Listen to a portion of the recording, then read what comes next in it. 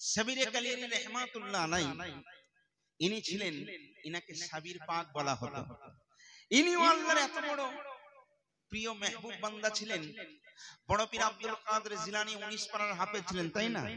কিন্তু সাবিরে কালিয়ারিও 17 পারার হাফেজ ছিলেন মায়ের গর্ভে। জোরে বলুন সুবহানাল্লাহ। বড় পীর আব্দুল কাদের জিলানীর আম্মা জানের নাম ছিল ফাতেমা, আলাউদ্দিন সাবিরির আম্মা জানের নাম ছিল ফাতেমা।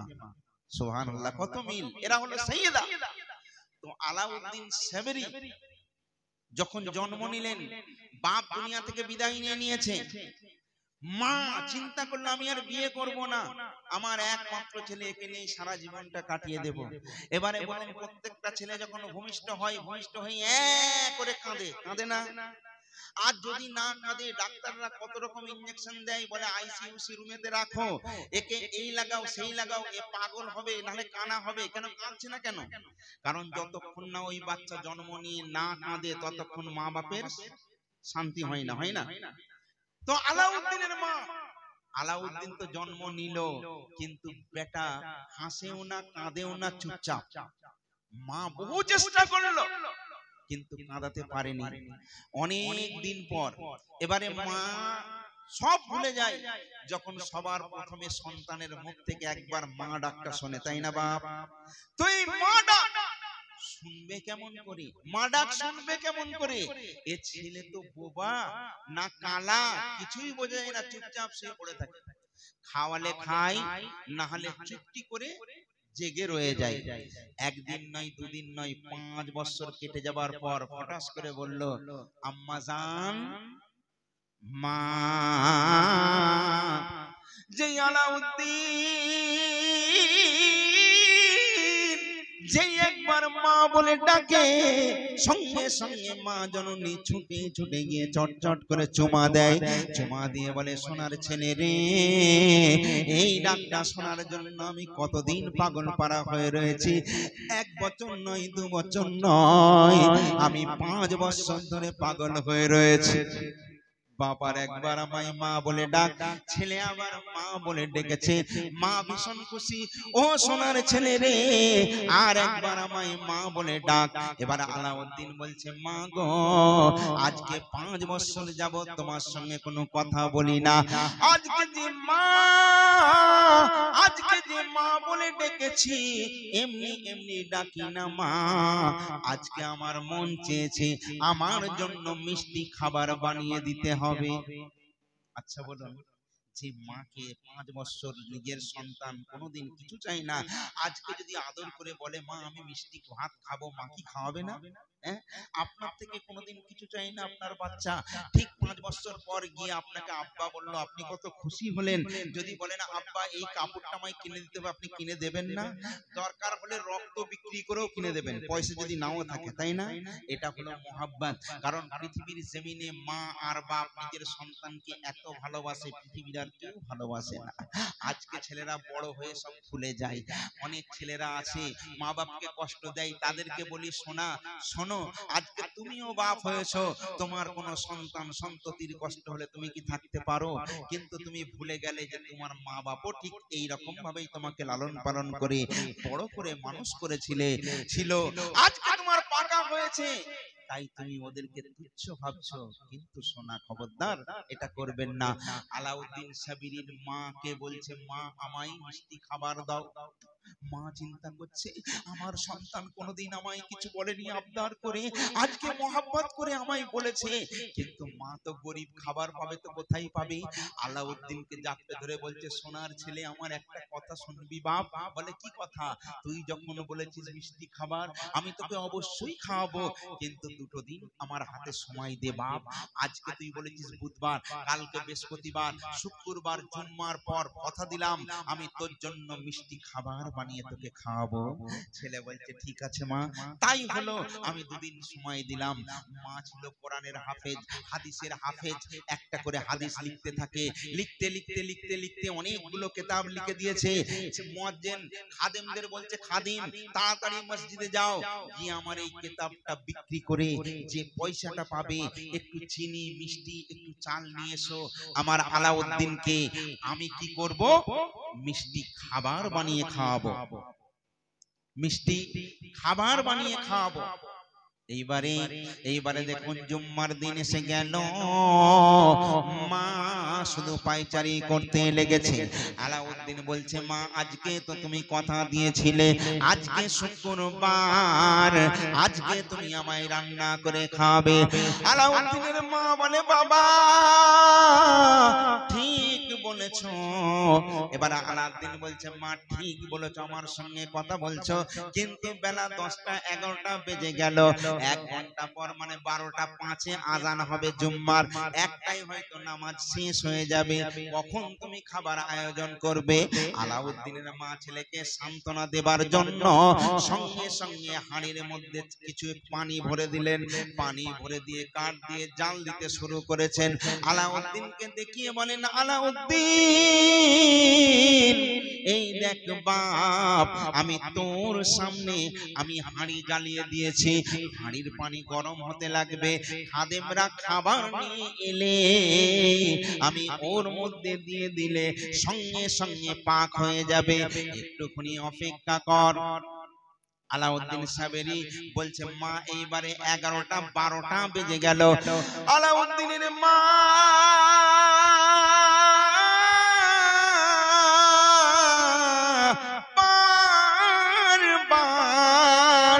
খাদেমদের থেকে খবর নিয়ে খবর হয়ে গেল, খাদেমরা জানিয়ে দিল, মা আজকে একটাও কিতাব তোমার বিক্রি হয়নি। আলাউদ্দিনের মা ঝরঝর করে কাঁদছে, একটাও কিতাব যদি বিক্রি না হয় কোথায় পাবে চাল, কোথায় পাবে চিনি? মা অঝর নয়নে কাঁদে। এইবারে আলাউদ্দিন মাকে বলছে, মা গো এখনো পর্যন্ত তুমি আমায় খাবার দেবে না? আলাউদ্দিনের মা তো জানে পানি শুধু দিয়েছি হাঁড়িতে, খাবারের কোনো বন্দোবস্ত নেই। আলাউদ্দিন বলে, মা নামাজ হয়ে গেছে, এইবারে খাবারটা পাড়ে দাও, ঠান্ডা খাবারে মজা নেই। আলাউদ্দিনের মা বলছে, বেটা, ছেলে বলছে, বেটা বেটা কেন করো, যাও যাও জলদি করে আমায় খাবারটা দাও। আলাউদ্দিনের মা তো জানে আমি পানি দিয়েছি। আলাউদ্দিন বলে, মা একবার ঢাকনাটা খুলে দেখো। আলাউদ্দিনের মা কি করবে ছেলের কথা শুনে? ছেলে বলতে, বিসমিল্লাহ আগে বলো। বিসমিল্লাহির রহমানির রহিম বলে যে হাঁড়ির ঢাকনা খোলে, ঢাকনা খুলে দেখে তাতে পানি নেই, বরং এক হাঁড়ি মিষ্টি পোলাও হয়ে রয়েছে। আলাউদ্দিনের মা অবাক হয়ে গেল, এ কেমন করে হয়? একবার ছেলের দিকে তাকায়, একবার হাঁড়ির দিকে তাকায়। আলাউদ্দিন বলছে, মা কি দেখছো, কি দেখছো? জলদি জলদি আমার জন্য খাবার বাড়ো। মায়ের মুখের ভাষা হারিয়ে গেছে, কি বলবে খুঁজে পাচ্ছে না। ছেলে বলছে, জলদি করে খাবার বেড়ে দাও। আলাউদ্দিনের মা যখন খাবার বাড়তে লেগেছে, মুসল্লিরা নামাজ শেষ করে পাশ দিয়ে রাস্তা রাস্তা দিয়ে হেঁটে হেঁটে যাচ্ছে, কিন্তু যেতে যেতে সবাই দাঁড়িয়ে পড়ে। এসে বলছে, আলাউদ্দিনের মা, ও আলাউদ্দিনের মা। আলাউদ্দিনের মাকে চিৎকার করে। আলাউদ্দিন বলছে, কেন আমার মাকে ডাকছো কেন? আলাউদ্দিনের মাও এলো। আলাউদ্দিন বলছে, কেন ডাকো? লোকজন বলছে, পৃথিবীর জমিনে বহু রকমের জিনিস খেয়েছি, প্রত্যেকের স্বাদ রং রূপ আলাদা, আজকে তোমার মা কি এমন রান্না করছে যে সুগন্ধ জিন্দেগিতে পায় না, এত যার সুগন্ধ, খেতে জিনিসটা কতই না জানি সুন্দর। আলাউদ্দিন বলছে, ও তোমাদের কি লোভ হচ্ছে নাকি? তোমরা কি খাবে? মুসল্লিরা বলছে, ফ্রি পেলে কে ছাড়ে, তোমরা যদি দাও নিশ্চয়ই খাবো। বলছে, তাহলে এক কাজ করো, আমাদের অত বাসন থালা নেই, বাড়ি থেকে যে যার বাসন নিয়ে এসো আর বসে যাও। আলাউদ্দিনের মা আলাউদ্দিনকে বলছে, কি বলছিস বাপ? বলে, চুপ মেরে যাও মা। এইবারে সমস্ত মুসল্লিরা, একজন নয় দুজন নয়, কিতাবের মধ্যে পাওয়া যায় একজন নয় দুজন নয় 40 জন মুসল্লি থালা নিয়ে এসে গিয়েছে। আলাউদ্দিনের মা বলছে, আমার এইটুকুনি ঘর, কেমন করে আমি ওই লোকগুলোকে কাউকে বসতে দেব। আলাউদ্দিন বলছে মা তুমি চিন্তা করো না, তুমি হাড়ির কাছে চলে যাও। আমি দেখছি আলাউদ্দিন দরজার সামনে গিয়ে বলছে আসো। একজন একজন একজন একজন করে আসে। আলাউদ্দিনের মা ভাত দিতে থাকে। ভাইরে আমার, ওই ছোট্ট জায়গায় 40টা মানুষ বসে গেল, আর সবাই পেট ভরে খাবার খেলো। খাবার খেয়ে তারিফ করতে করতে চলে যায়। এইবারে আলাউদ্দিনের মাকে বলে মা তুমি হাড়ির খানাটা একবার খুলে দেখো। আলাউদ্দিনের মা ডালা খুলে দেখে আগে যেমন খাবার ভরপুর ছিল তেমন খাবার রয়েছে, বিন্দু মাত্র খাবার কিন্তু কমে না। আচ্ছা বলুন, একে বলে রহমত। আল্লাহ দিলে ফুরায় না, আর বান্দা দিলে কুলায় না। লোকজন গিয়ে আদমকে বলবে আদম, হে আপনি তো আমাদের আব্বা জান, আজকে এই ভয়ানক কঠিন সময় আপনি তো আল্লাহর পয়গম্বর, পয়গম্বরদের সুপারিশ আল্লাহ রাখেন, আপনি চলুন চলুন আল্লাহর কাছে আমাদের জন্য একটু সুপারিশ করে দেবেন। আদম সফিউল্লাহ বলবে না না না না না, আমি কিছু করতে পারবো না, তোমরা যাও যাও মুসার কাছে চলে যাও। মুসা ওই কথা বলবে, মুসা বলবে যাও যাও আমার কাছ থেকে চলে যাও, তোমরা বরং ইসহাক পয়গম্বরের কাছে যাও। উম্মতগুলো ইসহাক কাছে গিয়ে বলবে, ইসহাক পয়গম্বরের কাছে গিয়ে বলবে আপনার কাছে এসেছি, আপনি আমাদের একটু সুপারিশ করুন। ইসহাক ইয়াকুব কেন, সর্বশেষে হযরতে ঈসা রুহুল্লাহর কাছে যাবেন। আদম থেকে 1,24,000 পয়গম্বর, অত পয়গম্বরের নাম বলা সহজ নয়। শর্টে আপনাকে বুঝাচ্ছি, আদম থেকে একটার পর একটা পরস্পর প্রত্যেকটা পয়গম্বরের কাছে সমস্ত মানুষ দিয়ে সুপারিশ চাইবে। কেউ কিন্তু সুপারিশ করতে পারবে না, কারণ তারা বলবে নফসি নফসি, আমাদের কি হবে, আমাদের কি হবে, আমরা তোমার উপকার করতে পারবো না, আমার থেকে বড় আছে মুসা। মুসা বলবে আমার থেকে ইব্রাহিম, তার কাছে যাও, তার কাছে যাও। সর্বশেষে ঈসা রুহুল্লাহর কাছে যাওয়া হবে। হযরতে ঈসা রুহুল্লাহ, আপনি তো আল্লাহর বিরাট বড় পয়গম্বর, বিনা পাপে আল্লাহ আপনাকে দুনিয়ার জমিনে পয়গম্বরি দিয়েছিলেন। হে ঈসা রুহুল্লাহ, আপনার কাছে এসেছি, আপনি একটু সুপারিশ করে দিন। তখন হযরতে ঈসা রুহুল্লাহ বলবে এখানে এই কিয়ামতের ময়দানে কেউ কারণ নয়, কেউ কারো সুপারিশ করতে পারবে না, চলো একমাত্র নবী পাকের দরবারে আমরা যাই। এবার আপনার নবী আমার নবী সমস্ত নবীরা সেখানে নফসি নফসি করবে, কিন্তু দেখা যাবে এক জায়গায় আপনার নবী আমার নবী দাঁড়িয়ে রয়েছেন, তার মেহমানরা কখন আসবে, তার মেহমানরা আজকে সেইখানে আসছে। আজকে ধরুন এই গ্রামে জলসা, তাই না, এই গ্রামে যে জলসা হচ্ছে, পাশে যার ঘর তার নাম সবুর আলী। এখন সবুরের শ্বশুর বাড়ি কোথা, বসিরহাট। বসিরহাটে খবর চলে গেছে, মেয়ে ফোন করে বলেছে আমাদের গ্রামে জলসা হচ্ছে, এসএম নজরুল সাহেব আসছে। এখন বসিরের শ্বশুর ধরে নিন সে নজরুলের খুব ভক্ত, সে বললো আমি যাব। আচ্ছা, সে খবর পেয়েছে তাই তো এসেছে, তাই না।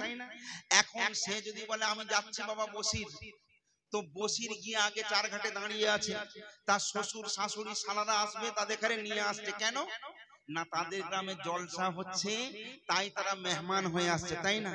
তো আমরা যারা নবীর আশিক, নবীর গোলাম, সবাই নবীর আশিক মানে আমরা নবীর মেহমান, তাই না।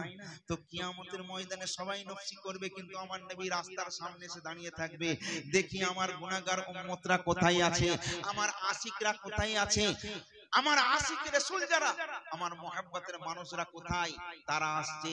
সবাই বলছে ইয়া রাসূলুল্লাহ, ইয়া হাবিবাল্লাহ, ইয়া রাসূলুল্লাহ, ইয়া হাবিবাল্লাহ।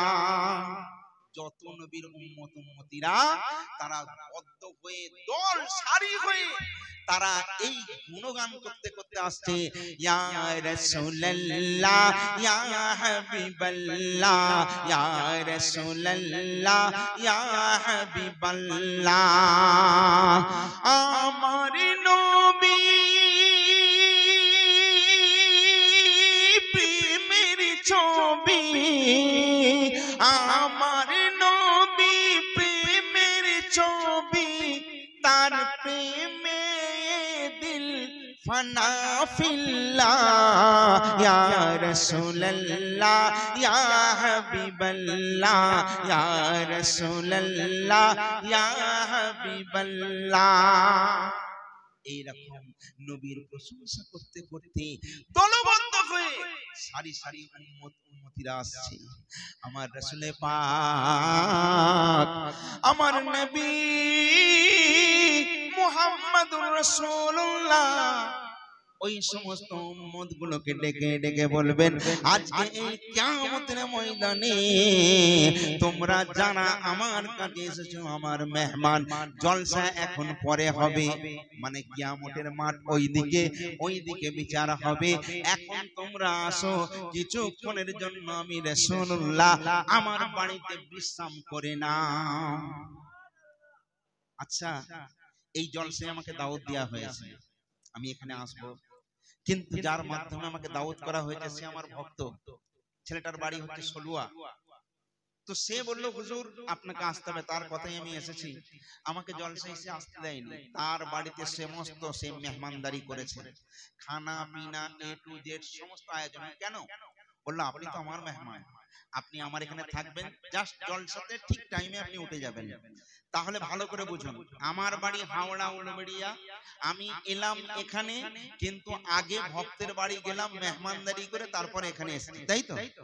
তো রাসূলের দরবারে রাসূলের সমস্ত আশিকরা যখন নবীর কাছে পৌঁছালেন, নবী বলছেন এই কিয়ামতের ময়দান ভয়ঙ্কর জায়গা, এইখানে সবার চুলচিরা বিচার হবে, কারণ ওইখানে আল্লাহ পাক একটা আসন নিয়ে ওইখানে বসবেন, সেখানে আল্লাহর একটা নাম থাকবে, ওই নামটা কি জানেন? লিল্লাহিল ওয়াহিদিল কাহার, মানে আল্লাহ সেদিনে কঠোর, আল্লাহ কারণ না, কাউকে আল্লাহ চেনেন না, আল্লাহ শুধু নেকি বদির হিসাব করবেন, যার থাকবে নেকি সে যাবে বেহেশতেপুর, যার থাকবে বদি সে যাবে দোজখপুর। কিন্তু রাসূল আমার সমস্ত উম্মতকে টেনে নিলেন, একটা ছোট্ট তাবু করেছেন, বুঝতে পেরেছেন? কারণ মেহমানরা আসবে। এখন আপনার যদি বাড়ি ছোট হয়, আপনি তো একটা প্যান্ডেলের ব্যবস্থা করবেন, তাই না? ওরে বাপরে বাপ, মেয়ের ঘরের সব লোকজন বলে কথা, তো আপনি তাদের জন্য মেহমানদারির একটা জায়গা করেছেন। আমার রাসূল এইরকম সুন্দর একটা প্যান্ডেল করেছেন, মেহফিল করেছেন, এইরকম একটা দরজা করেছেন, বলছে যারা আমার আশিক, যারা আমাকে মোহাব্বত করো, একটা একটা করে এর মধ্যে প্রবেশ করো। একটা একটা উম্মত যখন প্রবেশ করলো, ভাইরে আমার, যত ওই ছোট্ট প্যান্ডেলের মধ্যে প্রবেশ করে, একজন নয়, দুজন নয়, হাজার হাজার মানুষ, নবীর আশিক, নবীর গোলাম, একটা একটা করে সবাই কিন্তু প্রবেশ হয়ে গেল। আচ্ছা বলুন, ছোট্ট ঘরে কি করে সম্ভব? কি করে সম্ভব? হযরত সাবিরে কালিয়ারি রাহমাতুল্লাহ আলাইহি এই জায়গায় রাখলাম, আবার আসছি। বাড়িতে যদি কোনো মেহমান যায়, তাহলে আপনি কি করবেন? আগে তার জন্য ছিলিপটি নিয়ে আসবেন, পানি নিয়ে আসবেন, আপনার যেমন হবে কিছু নাস্তা পানির ব্যবস্থা করবেন না করবেন না? এই আপনারা জলসা দিয়েছেন, বক্তারা যখন বাড়িতে আসে সবাই তাদের মেহমানদারির জন্য পাগল, তাই না? এই মিষ্টি দিয়ে, নাস্তা দিয়ে, অমুক দিয়ে, তমুক দিয়ে, পরে জলসা করবেন, আগে তো ওনার মেহমানদারি হোক, এটাই তো হয় না? ওই সময় রাসূল বলছেন, শোনো, কিয়ামতের ময়দানে সবাইকে হাজিরা দেয়া লাগবে, আজকে তোমরা আমার মেহমান, একটুখানি বসে যাও, একটু মেহমানদারির সুযোগ আমায় তোমরা দাও। আচ্ছা বলুন, আপনি যখন নবীর মেহমান হয়ে গেলেন, নবী আপনাদের কি খাওয়াবে? নবী তখন বলবেন, শোনো, দুনিয়ার জমিনে তোমরা বিরিয়ানি খেয়েছো, দুনিয়ার জমিনে তোমরা পোলাও খেয়েছো, দুনিয়ার জমিনে তোমরা বিভিন্ন ডিজাইনের বিভিন্ন রকমের খাবার খেয়েছো, আজকে আমি রাসূলুল্লাহ তোমাদেরকে যে খানা খাবো, পৃথিবীর জমিনে ওই খানা কোনোদিন তোমরা খাওনি, তোমাদের জন্য একটু খানার ব্যবস্থা করেছি। ওই খানাটা এমন একটা খানা, হাদিস পাকের মধ্যে এসেছে, ওই কিতাবের ওই খানাটার নামটা হলো জিয়াফতের খানা। এই জিয়াফতের খানা যখন ওই আশিকদের মধ্যে বন্টন করা হবে, দেয়া হবে, যখন তারা বিসমিল্লাহ শুরু করবেন, খানা খাওয়ার শেষ যখন হয়ে যাবে, এইবারে রাসূল বলবেন তোমাদের খাওয়া শেষ। আচ্ছা, বিয়ে বাড়ির প্যান্ডেলে গিয়ে আপনি খানা খাওয়ার পরে কি করেন? আস্তে আস্তে হাত ধোয়ার জন্য বাইরে যান, তাই না? যখন খানা খেয়ে সমস্ত নবীর আশিকরা বাইরে গেলেন, দেখছেন মাঠ ধু ধু করছে, মানে কিয়ামতের যে বিচার ছিল ওই হাসর নাসর কবেই শেষ হয়ে গিয়েছে। বুঝতে পারলেন না? জিয়াফতের খানা খেয়ে যাবার পর দেখছে কিয়ামতের ময়দান শেষ, মানে বিচার আচার শেষ হয়ে গেছে। নবীর আশিকরা যাবে তো কোথায় যাবে? নবী বলছে চলো আমার সঙ্গে চলো। নবী আমার জান্নাতে যাবেন, তো সমস্ত নবীর আশিকরা নবীর সাথে আস্তে আস্তে আস্তে সব জান্নাতের মধ্যে প্রবেশ হয়ে যাবেন। জোরে বলুন না সুবহানাল্লাহ। এটা হলো আশিকে রাসূলের মর্তবা। বুঝে নিয়েছেন?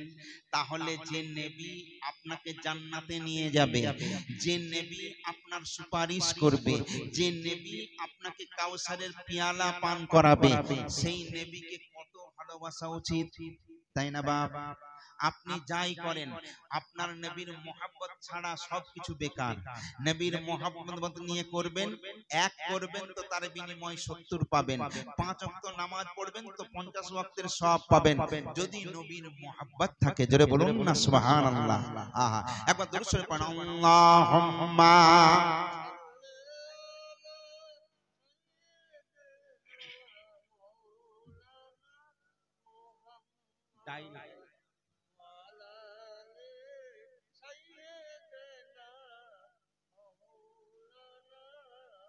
Allahumma salli ala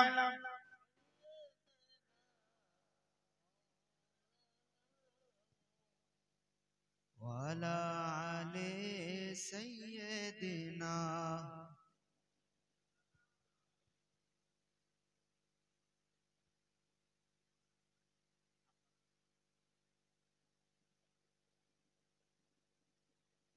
আওয়াজ পাচ্ছেন? আলহামদুলিল্লাহ। এটা আমার দোষ নয়, আমি জানি আসলে যেখানে ওয়াজ করতে যাই, ওয়াজ করাটা কোনো কষ্টের ব্যাপার নয়, কিন্তু আমার বিভিন্ন জায়গায় বিভিন্ন রকমের আশিক মানুষ থাকেন যারা আমাকে মহব্বত করেন, ভালোবাসেন, যে হুজুর আপনি একটু সুরে বলেন। বুঝতে পেরেছেন? আসলে ক্যাসেটে একটু সুরে বলে ফেলেছেন। এই সুরের আবার অনেক বিপক্ষ মানুষও আছেন। তবে একটা কথা বলি, সুর ছাড়া সব অচল। আর সুর আল্লাহ যাকে তাকে দেয় না। সুরও আল্লাহর বিরাট বড় নিয়ামত। যেটা বলুন সুবহানাল্লাহ। আহা, এই সুরের সৃষ্টিকর্তা হলেন আল্লাহ। আপনি যদি আযান দেন সেখানে একটা সুর পাবেন, আপনি কিরাত পড়বেন সেখানে একটা সুর পাবেন, আপনার যখন অন্তর ফেটে কান্না আসবে সেখানে একটা সুর পাবেন। কেউ যদি কাউকে ডাকে তাহলে সেখানেও একটা সুর আছে। এই জন্য কোরআন শরীফে দেখবেন খাড়া যাবার যে আছে তার উপরে বড় বড় মদ দেয়া আছে। তার মানে কেউ যদি কোরআন পড়ে আলিফ লাম মিম, নেই আছে না? নেই আছে। কেউ যদি আলিফ লাম মিম পড়া শুদ্ধ হবে না, তাই না? আর কোরআনকে আল্লাহ বলেছেন ওয়ারাতিলিল কুরআনা তারতিলা, কোরআনকে সহি সুন্দর করে মিষ্টি সুরে পাঠ করাও। এখন আপনারা আমার মেহমান, এখন আপনাকে বললাম দাদা মাংস দিই, আমি মাংস খাই না, আপনি মাছ পছন্দ করেন, তাহলে আপনাকে মাছ খাওয়ানো উচিত, তাই না? আবার যে মাছ খাই না তাকে মাংস দেওয়া উচিত। তাহলে যে যেটা খাবে তাকে মেজবানের দায়িত্ব তাকে সেটা দেওয়া উচিত, তাই না বাপ? তো এই জন্য আমাকে অনেক লোকে অনেক ফরমাইশ করে, হুজুর আপনাকে কিছু বলতে হবে সুরের মাধ্যমে। তবে আমার কাছে খাস করে ফরমাইশ আছে, আচ্ছা আজকে আপনারা যারা এখানে এসেছেন, আগে আপনারা বলুন এই জায়গাটা ভালো জায়গা না খারাপ জায়গা? ভালো জায়গা। এখন কোন মানুষ কি ভালো করে বলতে পারবেন যে আপনি আছেন 1 ঘন্টা পরে যে থাকবেন, এর কোনো সিকিউরিটি কোনো গ্যারান্টি আছে? নাই। কে কখন চলে যাবে কেউ বলতে পারে না। আজকে বলুন আমাদের বাপ আমাদের মা আমাদের জন্য কত কষ্ট করেছে বাপ, যে কথা বলে শেষ করা যাবে না। সেই মা বাপের দুধের ঋণ কোনোদিন শোধ করা যাবে? যাবে না। আজকে সেই মা বাপ তার দৌলত, তার টাকা পয়সা নিয়ে আমরা জীবন যাপন করছি। আজকে তারা আমাদেরকে সব দিয়ে মাটির কবরে ঘুমিয়ে গেছে। তারা আমাদের জন্য কিছুই চাই না, খাবার জন্য ভাত চাই না, মাখার জন্য তেল চাই না, পরার জন্য কাপড় চাই না। সবাই একটু দোয়ার ভিখারি, তাদের জন্য একটু দোয়া করবেন না বাপ? এই দোয়া করা করে আমরা এখান থেকে বিদায় নেব, ঠিক আছে? এখন বিভিন্ন জায়গায় গেলে, যেমন নামাজ একটা ইবাদত, রোজা একটা ইবাদত, মানুষকে খাওয়ানো একটা ইবাদত, দান করাও একটা ইবাদত। কিন্তু আপনি দান করবেন কেন? কেউ আপনাকে গিয়ে বলল, দাদা আপনি 20টা টাকা আমাকে দিন, আপনি দেবেন কেন? কি জন্য দেবেন? নিশ্চয়ই এর একটা দিক আছে। এই দিকটা কি?